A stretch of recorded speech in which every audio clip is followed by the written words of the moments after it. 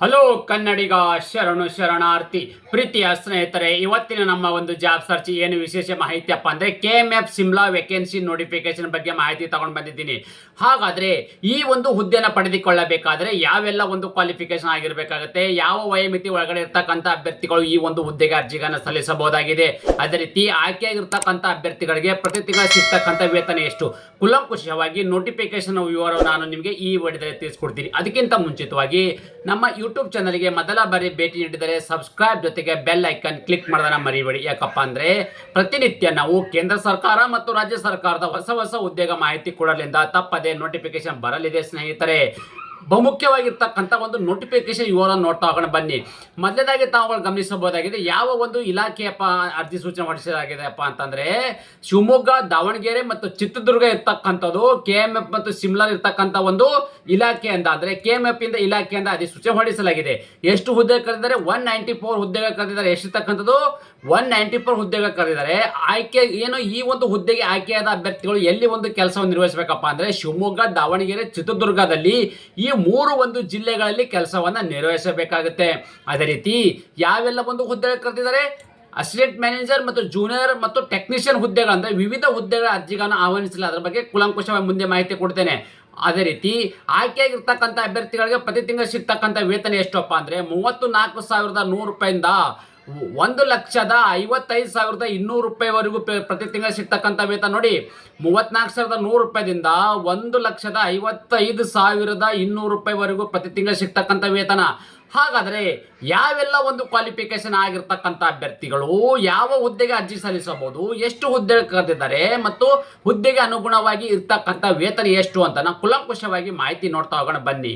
ಮೊದಲೇದಾಗ ಏನಪ್ಪಾ ಅಂದ್ರೆ ತಾವುಗಳು ಗಮನಿಸಬಹುದು, ಪೋಸ್ಟ್ ಬಗ್ಗೆ ಇರ್ತಕ್ಕಂಥದ್ದು ಯಾವೆಲ್ಲ ಹುದ್ದೆ ಕರೆದಿದ್ದಾರೆ, ಎಷ್ಟು ಹುದ್ದೆ ಕರೆದಿದ್ದಾರೆ, ಆಯ್ಕೆಯಾಗಿರ್ತಕ್ಕಂಥ ಅಭ್ಯರ್ಥಿಗಳಿಗೆ ಪ್ರತಿ ತಿಂಗಳು ಸಿಗ್ತಕ್ಕಂಥ ವೇತನವೆಷ್ಟು.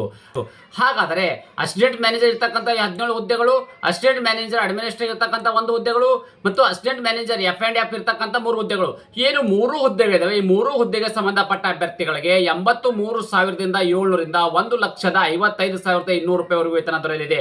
ಅದೇ ರೀತಿ M&S ಮತ್ತು ಸಿಸ್ಟಮ್ ಆಫೀಸರ್ ಇರ್ತಕ್ಕಂಥ 1 ಹುದ್ದೆಗಳು ಮತ್ತು ಮಾರ್ಕೆಟಿಂಗ್ ಆಫೀಸರ್ 2 ಹುದ್ದೆಗಳು ಮತ್ತು ಟೆಕ್ನಿಕಲ್ ಆಫೀಸರ್ ಇಂಜಿನಿಯರ್ಗೆ 2 ಹುದ್ದೆಗಳು, ಟೆಕ್ನಿಕಲ್ ಆಫೀಸರ್ ಕ್ವಾಲಿಟಿ ಕಂಟ್ರೋಲ್ಗೆ 2 ಹುದ್ದೆಗಳು ಮತ್ತು ಟೆಕ್ನಿಷಿಯನ್ ಆಫೀಸರ್ DTಗೆ 14 ಹುದ್ದೆಗೆ ಅರ್ಜಿಗಳನ್ನು ಆಹ್ವಾನಿಸಲಾಗಿದೆ. ಅಂದ್ರೆ ಎಷ್ಟೋ ಅಪ್ಲಿಕೇಶನ್ ಕರೆದಿದ್ದಾರೆ. ಈ ಒಂದು ಹುದ್ದೆಗೆ ಆಯ್ಕೆಯಾಗಿರ್ತಕ್ಕಂಥ ಅಭ್ಯರ್ಥಿಗಳಿಗೆ 69,250ರಿಂದ 1,34,200 ರೂಪಾಯಿವರೆಗೂ ವೇತನ ದೊರೆಯಲಿದೆ.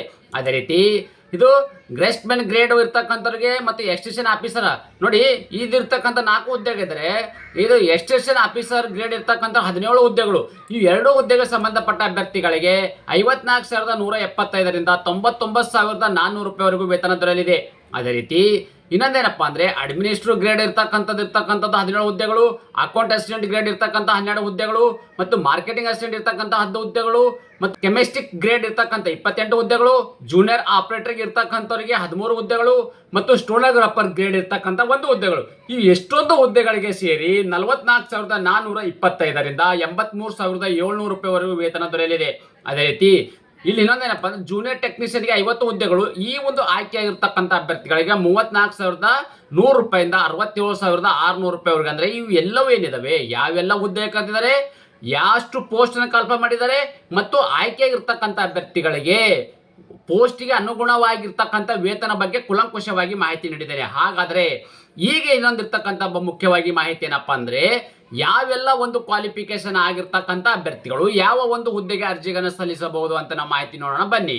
ಸ್ನೇಹಿತರೆ, ತಾವುಗಳು ಇಲ್ಲಿ ಗಮನಿಸಬಹುದಾಗಿದೆ KMF ಸಿಮ್ಲಾ ಮತ್ತು ಕ್ವಾಲಿಫಿಕೇಶನ್ ಡೀಟೇಲ್ಸ್ ವೈಸ್ ನಾವು ನೋಡೋದಾದ್ರೆ ನೋಡಿ, ಪೋಸ್ಟ್ ಇರ್ತಕ್ಕಂಥದ್ದು ಮತ್ತು ಇಲ್ಲಿರ್ತಕ್ಕಂಥ ಒಂದು ಕ್ವಾಲಿಫಿಕೇಶನ್ ಅಂದ್ರೆ ಯಾವ ಒಂದು ಪೋಸ್ಟ್ಗೆ ಯಾವ ಒಂದು ಕ್ವಾಲಿಫಿಕೇಶನ್ ಹೊಂದಿರಬೇಕಾಗುತ್ತೆ.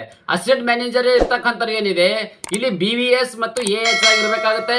ಅದೇ ರೀತಿ ಅಸಿಸ್ಟೆಂಟ್ ಮ್ಯಾನೇಜರ್ ಅಡ್ಮಿನಿಸ್ಟ್ರೇಟಿವ್ಗೆ MBA ಆಗಿರ್ಬೇಕಾಗುತ್ತೆ. ಅಸಿಸ್ಟೆಂಟ್ ಮ್ಯಾನೇಜರ್ F&Fಗೆ BSc ಆಗಿರ್ಬೇಕಾಗುತ್ತೆ. ಇನ್ನೊಂದು MIS ಮತ್ತು ಸಿಸ್ಟಮ್ ಆಫೀಸರ್ಗೆ ಇಲ್ಲಿ BTech ಅನ್ನು ಹೊಂದಿರಬೇಕಾಗುತ್ತೆ. ಅದೇ ರೀತಿ ಮಾರ್ಕೆಟಿಂಗ್ ಆಫೀಸರ್ಗೆ BCom BSc ಮತ್ತು MBA ಅನ್ನು ಹೊಂದಿರಬೇಕಾಗುತ್ತೆ. ಟೆಕ್ನಿಷಿಯನ್ ಆಫೀಸರ್ ಇಂಜಿನಿಯರಿಂಗ್ ಇಲ್ಲಿ BTech ಅನ್ನು ಹೊಂದಿರಬೇಕಾಗುತ್ತೆ. ಟೆಕ್ನಿಕಲ್ ಆಫೀಸರ್ ಕ್ವಾಲಿಟಿ ಕಂಟ್ರೋಲ್ಗೆ MSc ನ ಹೊಂದಿರಬೇಕಾಗುತ್ತೆ. ಟೆಕ್ನಿಕಲ್ ಆಫೀಸರ್ DT ಇರ್ತಕ್ಕಂಥವರಿಗೆ BTech ಆಗಿರಬೇಕಾಗುತ್ತೆ. ಮತ್ತು ಇನ್ನೊಂದೇನಪ್ಪ ಅಂದ್ರೆ ಕೆಮಿಸ್ಟ್ರಿ ಗ್ರೇಡ್ ಇರ್ತಕ್ಕಂಥವರಿಗೆ BSc ನ ಹೊಂದಿರಬೇಕಾಗುತ್ತೆ. ಅದೇ ರೀತಿ ಎಕ್ಸ್ಟೆನ್ಷನ್ ಆಫೀಸರ್ ಇರ್ತಕ್ಕಂಥ ಅಡ್ಮಿನಿಸ್ಟ್ರೇಟರ್ ಇರ್ತಕ್ಕಂಥ ಹುದ್ದೆಗೆ ಸಂಬಂಧಪಟ್ಟ ಅಭ್ಯರ್ಥಿಗಳು ಇವು ಎರಡೂ ಹುದ್ದೆಗೆ ಸಂಬಂಧಪಟ್ಟ ಅಭ್ಯರ್ಥಿಗಳು ಪದವಿನ ಪಾಸ್ ಆಗಿರಬೇಕಾಗುತ್ತೆ. ಓಕೆ, ಈ ಡಿಗ್ರಿನ ಪಾಸ್ ಆಗಿರ್ತಕ್ಕಂಥ ಅಭ್ಯರ್ಥಿಗಳು ಈ ಒಂದು ಹುದ್ದೆಗೆ ಅರ್ಜಿಗಳನ್ನು ಸಲ್ಲಿಸಬಹುದಾಗಿದೆ. ಅದೇ ರೀತಿ ಅಕೌಂಟ್ ಅಸಿಸ್ಟೆಂಟ್ ಇರ್ತಕ್ಕಂಥ ಗ್ರೇಡ್ಗೆ ಇಲ್ಲಿ ಬಿಕಾಮ್ ಅನ್ನು ಹೊಂದಿರಬೇಕಾಗುತ್ತೆ. ಅದೇ ರೀತಿ ಮಾರ್ಕೆಟಿಂಗ್ ಅಸಿಸ್ಟೆಂಟ್ ಗ್ರೇಡ್ ಇರ್ತಕ್ಕಂಥ BBM BSc ಬಿಕಾಮ್ ಅನ್ನು ಹೊಂದಿರಬೇಕಾಗುತ್ತೆ. ಅದೇ ರೀತಿ ಇನ್ನೊಂದೇನಪ್ಪ ಅಂದ್ರೆ ಕೆಮಿಸ್ಟ್ರಿ ಗ್ರೇಡ್ ಇರ್ತಕ್ಕಂಥ BSc ಅನ್ನು ಹೊಂದಿರಬೇಕಾಗುತ್ತೆ. ಜೂನಿಯರ್ ಸಿಸ್ಟಮ್ ಆಪರೇಟರ್ಗೆ ಡಿಗ್ರಿ ಅಥವಾ ಡಿಪ್ಲೊಮಾನ ಹೊಂದಿರಬೇಕಾಗುತ್ತೆ, ಅಂದ್ರೆ ಈ ಒಂದು ಕ್ವಾಲಿಫಿಕೇಶನ್ ಆಗಿರಬೇಕಾಗುತ್ತೆ. ಸ್ಟೋನೋಗ್ರಾಫರ್ ಗ್ರೇಡ್ಗೆ ಡಿಗ್ರಿನ ಹೊಂದಿರಬೇಕಾಗುತ್ತೆ. ಜೂನಿಯರ್ ಟೆಕ್ನಿಷಿಯನ್ ಹುದ್ದೆಗೆ ಸಂಬಂಧಪಟ್ಟ ಅಭ್ಯರ್ಥಿಗಳು ಕೇವಲ ಇಲ್ಲಿ 10ನೇ ತರಗತಿ ಪಾಸ್ ಆಗಿರ್ತಕ್ಕಂಥ ಅಭ್ಯರ್ಥಿಗಳು ಈ ಒಂದು ಹುದ್ದೆಗೆ ಅರ್ಜಿಗಳನ್ನ ಸಲ್ಲಿಸಬಹುದಾಗಿದೆ. ಸ್ನೇಹಿತರೆ, ಅದೇ ರೀತಿ ಯಾವ ಒಂದು ವಯೋಮಿತಿ ಒಳಗಡೆ ಇರ್ತಕ್ಕಂಥ ಅಭ್ಯರ್ಥಿಗಳು ಈ ಒಂದು ಹುದ್ದೆಗೆ ಅರ್ಜಿಗಳು ಸಲ್ಲಿಸಬಹುದಪ್ಪ ಅಂತಂದ್ರೆ ತಾವುಗಳು ಇಲ್ಲಿ ಗಮನಿಸಬಹುದಾಗಿದೆ. ಮಿನಿಮಮ್ 18 ವರ್ಷ ಇರಬೇಕು, ಮ್ಯಾಕ್ಸಿಮಮ್ 35 ವರ್ಷ. 18ರಿಂದ 35 ವರ್ಷ ಒಳಗಡೆ ಇರ್ತಕ್ಕಂಥ ಅಭ್ಯರ್ಥಿಗಳು ಈ ಒಂದು ಹುದ್ದೆಗೆ ಅರ್ಜಿಗಳು ಸಲ್ಲಿಸಬಹುದಾಗಿದೆ. ಅದೇ ರೀತಿ ವಯೋಮಿತಿಯಲ್ಲಿ ಕೂಡ ಸಡಿಲಿಸಲಾಗಿದೆ. ಯಾರಿಗೆಲ್ಲ ವಯೋಮಿತಿ ಅಂದ್ರೆ 2A 2B 3A ಮತ್ತು 3B ಅಭ್ಯರ್ಥಿಗಳಿಗೆ 3 ವರ್ಷಗಳ ಕಾಲ ವಯೋಮಿತಿಯಲ್ಲಿ ಸಡಿಲಿಕೆವಿದ್ದು, SC ST ಅಭ್ಯರ್ಥಿಗಳಿಗೆ ನೋಡಿ, SC ST ಅಭ್ಯರ್ಥಿಗಳಿಗೆ ಟೋಟಲ್ ಆಗಿ 5 ವರ್ಷಗಳ ಕಾಲ ವಯೋಮಿತಿಯಲ್ಲಿ ಸಡಿಲಿಕೆ ನೀಡಲಾಗಿದೆ. ಅದೇ ರೀತಿ ಅಪ್ಲಿಕೇಶನ್ ಫೀ ಬಗ್ಗೆ ಮಾಹಿತಿ ನೋಡಿದ್ರೆ SC ST PWD ಅಭ್ಯರ್ಥಿಗಳಿಗೆ 500 ರೂಪಾಯಿ ಅರ್ಜಿ ಶುಲ್ಕವಿದ್ದರೆ ಇನ್ನು ಅದರ್ ಕ್ಯಾಂಡಿಡೇಟ್ 1000 ರೂಪಾಯಿ ಅರ್ಜಿ ಶುಲ್ಕವಿದೆ. ಅಂದ್ರೆ SC ST ಅಭ್ಯರ್ಥಿಗಳಿಗೆ ಇಲ್ಲಿ 500 ರೂಪಾಯಿ ಅರ್ಜಿ ಶುಲ್ಕವಿದೆ. ಉಳಿದೆಲ್ಲ ಅಭ್ಯರ್ಥಿಗಳು ಅಂದ್ರೆ ಅದು OBC ಆಗಿರೋದು 2A 2B 3A ಅಭ್ಯರ್ಥಿಗಳು ಮತ್ತು 3B ಅಭ್ಯರ್ಥಿಗಳು ಮತ್ತು ಜನರಲ್ ಕ್ಯಾಟಗರಿ ಸಂಬಂಧಪಟ್ಟ ಅಭ್ಯರ್ಥಿಗಳಿಗೆ ಒಟ್ಟು ಇಲ್ಲಿ 1000 ರೂಪಾಯಿ ಅರ್ಜಿ ಶುಲ್ಕವಿದೆ. ಅದೇ ರೀತಿ ಈ ಅಪ್ಲಿಕೇಶನ್ ಎಲ್ಲ ಹಾಕಾದ ಬಳಿಕೆ ಸೆಲೆಕ್ಷನ್ ಪ್ರೊಸೆಸ್ ನ ಹೇಗೆ ಮಾಡ್ತಾರಪ್ಪ ಅಂದ್ರೆ ತಾವುಗಳು ಗಮನಿಸಬಹುದಾಗಿದೆ. ಸೆಲೆಕ್ಷನ್ ಪ್ರೊಸೆಸ್ ಮೊದಲನೇದಾಗಿ ಒಂದು ರಿಟರ್ನ್ ಎಕ್ಸಾಮಿನೇಷನ್ ನಡೆಸಲಾಗುವುದು. ಆ ರಿಟರ್ನ್ ಎಕ್ಸಾಮಿನೇಷನ್ ಅಲ್ಲಿ ಕ್ವಾಲಿಫೈ ಆಗಿರ್ತಕ್ಕಂಥ ಅಭ್ಯರ್ಥಿಗಳನ್ನ ಮೆರಿಟ್ ಲಿಸ್ಟ್ ಅನ್ನು ಸಿದ್ಧಪಡಿಸ್ತಾರೆ. ಓಕೆ, ಈ ಮೆರಿಟ್ ಲಿಸ್ಟ್ ಅಲ್ಲಿ ಕ್ವಾಲಿಫೈ ಆಗಿರ್ತಕ್ಕಂಥ ಅಭ್ಯರ್ಥಿಗಳನ್ನ ಫೈನಲ್ ಆಗಿ ಓವರ್ ಆಲ್ ಇಂಟ್ರೋನ ಮಾಡಿ ಮೆರಿಟ್ ಆಧಾರದ ಮೇಲೆ ಅಭ್ಯರ್ಥಿಗಳನ್ನ ನೇಮಕಾತಿ ಮಾಡಲಾಗುವುದು. ಅದೇ ರೀತಿ ಈ ಅರ್ಜಿಗಳನ್ನ ಹೇಗೆ ಸಲ್ಲಿಸಬೇಕು ನೋಡಿ. How to apply for the similar requirement 2025-26 ಅಂದ್ರೆ ಈ ಒಂದು ಹುದ್ದೆಗೆ ಅರ್ಜಿಗಳನ್ನ ಸಲ್ಲಿಸಬೇಕಾದ್ರೆ ಎಲ್ಲ ಅಭ್ಯರ್ಥಿಗಳು ಆನ್ಲೈನ್ ಮುಖಾಂತರವೇ ಅರ್ಜಿಗಳನ್ನ ಸಲ್ಲಿಸಬೇಕು. ಯಾವುದರಲ್ಲಿ? ಆನ್ಲೈನ್ ಮುಖಾಂತರವೇ ಅರ್ಜಿಗಳನ್ನ ಸಲ್ಲಿಸಬೇಕಾಗಿದೆ. ಈ ಆನ್ಲೈನ್ ಮೂಲಕ ಅರ್ಜಿ ಸಲ್ಲಿಸಬೇಕಾದ್ರೆ ಒಂದು ಅಫಿಷಿಯಲ್ ಏನು ವೆಬ್ಸೈಟ್ ಇದೆ, ಆ ಒಂದು ವೆಬ್ಸೈಟ್ ನನ್ನ ಯೂಟ್ಯೂಬ್ ಡಿಸ್ಕ್ರಿಪ್ಷನ್ ಬಾಕ್ಸ್ ಮತ್ತು ಟೆಲಿಗ್ರಾಮ್ ವಾಟ್ಸ್ಆಪ್ ಚಾನಲ್ ಅಲ್ಲಿ ಕೂಡ ಲಿಂಕ್ ಅನ್ನು ಕೊಟ್ಟಿರ್ತೇನೆ. ಅದರ ಮೇಲೆ ಕ್ಲಿಕ್ ಮಾಡೋ ಮೂಲಕ ಅಪ್ಲಿಕೇಶನ್ ಡೈರೆಕ್ಟ್ ಆಗಿ ಓಪನ್ ಆಗುತ್ತೆ. ತಮ್ಮ ಅರ್ಜಿಗಳನ್ನ ನೇರವಾಗಿ ಸಲ್ಲಿಸಬಹುದಾಗಿದೆ. ನಾವು ಇಂಪಾರ್ಟೆಂಟ್ ಡೇಟ್ಸ್ ಬಗ್ಗೆ ಮಾಹಿತಿ ನೋಡೋಣ ಬನ್ನಿ.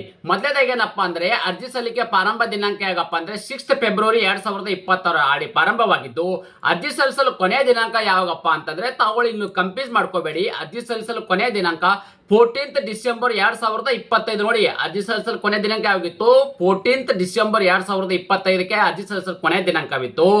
ಈಗ ಖುದ್ದಾಗಿ KMF ಇಲಾಖೆಯಿಂದ ಒಂದು ಅಧಿಸೂಚನೆ ಬಿಡುಗಡೆ ಮಾಡಿದ್ದಾರೆ. ಏನಪ್ಪಾ ಅಂದ್ರೆ 14th ಡಿಸೆಂಬರ್ 2025ಕ್ಕೆ ಏನು ಲಾಸ್ಟ್ ಡೇಟ್ ಆಗಿತ್ತು ಅದಕ್ಕೆ ಮತ್ತೀಗ ಎಕ್ಸ್ಟೆಂಡ್ ಮಾಡಿದ್ದಾರೆ. ಎಕ್ಸ್ಟೆಂಡ್ ಅಂದ್ರೆ ಮುಂದೆ ಕೂಡ ಒಂದು ಅರ್ಜಿಗಳನ್ನ ಸಲ್ಲಿಸಕ್ಕೆ ಅವಕಾಶ ಮಾಡಿಕೊಡಲಾಗಿದೆ. ಯಾರಿಗೆಲ್ಲ ಯಾವಾಗಿನ ಒಂದು ಡೇಟ್ ಹೋಗಪ್ಪ ಅಂದ್ರೆ 21/2/2026 ಆದ್ರೆ ಇದೇ ತಿಂಗಳು 21 ಫೆಬ್ರವರಿ 2026 ಇಷ್ಟರ ಒಳಗಡೆ ತಮ್ಮ ಅರ್ಜಿಗಳನ್ನ ಸಲ್ಲಿಸಬೇಕು. ಸ್ನೇಹಿತರೆ, ನೀವು ಮೊದಲು ಆಲ್ರೆಡಿ ಏನು 14 ಡಿಸೆಂಬರ್ 2025ಕ್ಕೆ ನೀವು ಅಪ್ಲಿಕೇಶನ್ ಹಾಕಿದ್ರು ಕೂಡ ಯಾವುದೇ ರೀತಿಯ ಸಮಸ್ಯೆ ಇಲ್ಲ. ನೀವು ಮತ್ತೊಂದು ಸಾರಿ ಹೋಗಿ ಆಲ್ರೆಡಿ ರಿಜಿಸ್ಟ್ರೇಷನ್ ಇರ್ತಕ್ಕಂಥ ನೋಡಿ ಒಂದು ಅಪ್ಲಿಕೇಶನ್ ಏನು ಓಪನ್ ಆಗುತ್ತೆ. ಈ ತರ ಅಪ್ಲಿಕೇಶನ್ ಓಪನ್ ಆದಾಗ ಏನಾಗುತ್ತಪ್ಪ ಅಂತಂದ್ರೆ ತಾವುಗಳು ಇಲ್ಲಿ ಗಮನಿಸಬಹುದಾಗಿದೆ, ನ್ಯೂ ರಿಜಿಸ್ಟ್ರೇಷನ್ ಇರ್ತದೆ ಮತ್ತು ಆಲ್ರೆಡಿ ರಿಜಿಸ್ಟ್ರೇಷನ್ ಆಗಿರ್ತಕ್ಕಂಥದ್ದು. ಅಲ್ಲಿ 2 ತರದ ಅಪ್ಲಿಕೇಶನ್ ಅಲ್ಲಿ ನಿಮಗೆ ಫಾರ್ಮೆಟ್ ಅನ್ನು ಕಾಣಲಿದೆ. ಅಂದ್ರೆ ನೀವು ಮೊದಲ ಬಾರಿ ನೀವು ಅಪ್ಲಿಕೇಶನ್ ಹಾಕ್ತಾ ಇದ್ರೆ ನ್ಯೂ ರಿಜಿಸ್ಟ್ರೇಷನ್ ಮೇಲೆ ಕ್ಲಿಕ್ ಮಾಡಬೇಕಾಗುತ್ತೆ. ನೀವು ಆಲ್ರೆಡಿ 2025 ನೋಟಿಫಿಕೇಶನ್ ಪ್ರಕಾರ ನೀವು ಆಲ್ರೆಡಿ ಅಪ್ಲಿಕೇಶನ್ ಹಾಕಿರ್ತಕ್ಕಂಥ ಅಭ್ಯರ್ಥಿಗಳು ಡೈರೆಕ್ಟ್ ಆಗಿ ನೀವು ಇಲ್ಲಿ ಆಲ್ರೆಡಿ ರಿಜಿಸ್ಟರ್ ಮೇಲೆ ನೀವು ಕ್ಲಿಕ್ ಮಾಡಿದಾಗ ಏನಾಗುತ್ತಪ್ಪ ಅಂದ್ರೆ ಓಪನ್ ಆಗುತ್ತೆ. ಓಕೆ, ಅಪ್ಲಿಕೇಶನ್ ಓಪನ್ ಆಗುತ್ತೆ. ನೀವು ಡೈರೆಕ್ಟ್ ಆಗಿ ಆ ಪ್ರೊಸೀಡ್ ಏನಿದೆ ಆ ಪ್ರೊಸೀಡ್ ನೀವು ಸಬ್ಮಿಟ್ ಮಾಡಿಬಿಟ್ರೆ ಸಾಕು, ಈ ಅರ್ಜಿಯನ್ನ ಕಂಪ್ಲೀಟ್ ಆಗುತ್ತೆ. ಮತ್ತೆ ನೀವು ಯಾವುದೇ ರೀತಿಯ ಅರ್ಜಿ ಶುಲ್ಕವಾಗಲಿ ಯಾವುದೇ ಇಲ್ಲಿ ತುಂಬಕ್ಕೆ ಅವಕಾಶವಿರೋದಿಲ್ಲ. ಅಂದ್ರೆ ನೀವು ಆಲ್ರೆಡಿ ಅಪ್ಲಿಕೇಶನ್ ಫೀ ಎಲ್ಲ ಕಟ್ಟಿರ್ತೀರಿ, ಡೈರೆಕ್ಟ್ ಆಗಿ ಇನ್ನೊಂದು ಸಾರಿ ನೀವು ಫ್ರೀ ಆಫ್ ಕಾಸ್ಟ್ ಅಲ್ಲಿ ತಮ್ಮ ಅರ್ಜಿಗಳನ್ನ ಸಲ್ಲಿಸಬೇಕಾಗತ್ತೆ. ಅದೇ ರೀತಿ ಈ ತರದ ಒಂದು ಉದ್ಯೋಗ ಮಾಹಿತಿ ನೀವು ಇಷ್ಟಪಡ್ತೀರಿ ಎಂದು ಭಾವಿಸುತ್ತೇನೆ. ಈ ಉದ್ಯೋಗ ಮಾಹಿತಿ ನಿಮಗೆ ಇಷ್ಟವಾದರೆ ನಿಮ್ಮ ಫ್ಯಾಮಿಲಿಗೂ ಫ್ರೆಂಡ್ಸ್ಗೂ ಶೇರ್ ಮಾಡೋದನ್ನ ಮರೆಯಬೇಡಿ. ಇದನ್ನೊಂದು ಮುಖ್ಯವಾಗಿ ಇರ್ತಕ್ಕಂಥ ಮಾಹಿತಿ ಏನಪ್ಪಾ ಅಂದ್ರೆ ಯಾರು ಕೂಡ ಕನ್ಫ್ಯೂಸ್ ಮಾಡ್ಕೋಬೇಡಿ. ಇದು KMF ಇರ್ತಕ್ಕಂಥದ್ದು ನ್ಯೂ ರಿಕ್ವೈರ್ಮೆಂಟ್ ಆಗಿರೋದಿಲ್ಲ. 2025 ಡಿಸೆಂಬರ್ 14ರಲ್ಲಿ ಏನು ಮುಂಚಿತವಾಗಿ ಕರೆದಿರ್ತಕ್ಕಂಥ ಒಂದು ನೋಟಿಫಿಕೇಶನ್ಗೆ ಮತ್ತು ಇದು ಇರ್ತಕ್ಕಂಥ ಅಪ್ಲಿಕೇಶನ್ ಡೇಟ್ ಅನ್ನ ಎಕ್ಸ್ಟೆಂಡ್ ಮಾಡಿದ್ದಾರೆ ಹೊರತು KMF ಇಂದ ಯಾವುದೇ ರೀತಿಯ ನ್ಯೂ ರಿಕ್ವೈರ್ಮೆಂಟ್ ನೋಟಿಫಿಕೇಶನ್ ಆಗಿರುವುದಿಲ್ಲ. ಇದು ಖುದ್ದಾಗಿರ್ತಕ್ಕಂಥ KMF ಒಂದು ಇಲಾಖೆಯಿಂದ ಅಂದ್ರೆ KMF ಸಂಸ್ಥೆಯಿಂದ ಒಂದು ನೋಟಿಸ್ ಅನ್ನ ರಿಲೀಸ್ ಮಾಡಿದ್ದಾರೆ. ಆ ಒಂದು ನೋಟಿಸ್ ಕೂಡ ನಾನು ನಿಮ್ಗೆ ಇಲ್ಲಿ ತೋರಿಸ್ತಾ ಇದ್ದೀನಿ, ತಾವುಗಳು ಗಮನಿಸಬಹುದಾಗಿದೆ. ಶಿವಮೊಗ್ಗ, ದಾವಣಗೆರೆ, ಚಿತ್ರದುರ್ಗ ಇರ್ತಕ್ಕಂಥದ್ದು ಈ ಯಾವೆಲ್ಲ ಒಂದು ನೋಟಿಫಿಕೇಶನ್ ಅಲ್ಲಿ ಕನ್ಫರ್ಮ್ ಮಾಡಿದ್ದಾರೆ, ಆ ನೋಟಿಫಿಕೇಶನ್ ಅಲ್ಲಿ ಮತ್ತೆ ನಿಮ್ಗೆ ಅರ್ಜಿ ಸಲ್ಲಿಸಕ್ಕೆ ಇನ್ನೊಂದು ರೀತಿಯ ಒಂದು ಅಪ್ಲಿಕೇಶನ್ ಎಕ್ಸ್ಟೆಂಡ್ ಅನ್ನು ಮಾಡಿ ಮತ್ತೊಂದು ಸಾರಿ ನಿಮ್ಗೆ ಅಪ್ಲಿಕೇಶನ್ ಸಲ್ಲಿಸಕ್ಕೆ, ಅಂದ್ರೆ ಅಪ್ಲಿಕೇಶನ್ ಏಕೆ ಸಲ್ಲಿಸಕ್ಕೆ ಇಲ್ಲಿ ಅವಕಾಶ ಮಾಡಿಕೊಟ್ಟಿದ್ದಾರಪ್ಪ ಅಂದ್ರೆ, ಕರ್ನಾಟಕದ ಸರ್ಕಾರದಿಂದ 3 ವರ್ಷಕ್ಕಿರ್ತಕ್ಕಂಥ ವಯೋಮಿತಿ ಸಡಿಲಿಕೆಯನ್ನ 5 ವರ್ಷಕ್ಕೆ ಮಾಡಿರೋದ್ರಿಂದ ಈ ಒಂದು ಹೊಸ ನೇಮಕಾತಿಗೆ ಆ 5 ವರ್ಷ ವಯೋಮಿತಿಯಲ್ಲಿ ಸಡಿಲಿಕೆ ಇರ್ತಕ್ಕಂಥ ಅಭ್ಯರ್ಥಿಗಳನ್ನ ಇಲ್ಲಿ ಪ್ಲಸ್ ಮಾಡೋಕ್ಕೋಸ್ಕರ, ಅಂದ್ರೆ ಯಾರೆಲ್ಲ ಒಂದು ಅಪ್ಲಿಕೇಶನ್ಗೆ ನೀವು ಏಜ್ ಬರ್ತಾ ಇಲ್ಲ ಅಂತ ಹೇಳ್ಬಿಟ್ಟು ಯಾರೆಲ್ಲ ಬಿಟ್ಟಿದ್ದೀರಿ ಅಂತ ಒಂದು ಅಭ್ಯರ್ಥಿಗಳಿಗೆ ಇದು ಒಂದು ಒಳ್ಳೆಯ ಗುಡ್ ಅಪರ್ಚುನಿಟಿ ಅಂತ ಹೇಳಬಹುದಾಗಿದೆ. ಇದು ಕೂಡ ತಾವುಗಳಲ್ಲಿ ಗಮನಿಸ್ತಾ ಇದ್ದೀರಿ, as A one time measure, ಅಂದ್ರೆ ಒಂದೇ ಟೈಮಿಗೆ ನಿಮಗೆ ಅವಕಾಶ ನೀಡಲಾಗಿದೆ.